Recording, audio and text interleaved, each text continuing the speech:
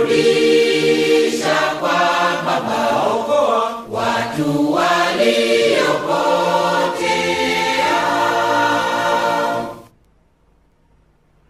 Sisi nasi twakuimbia, twakutukuza, twakushukuru, uliyeleta wokovu.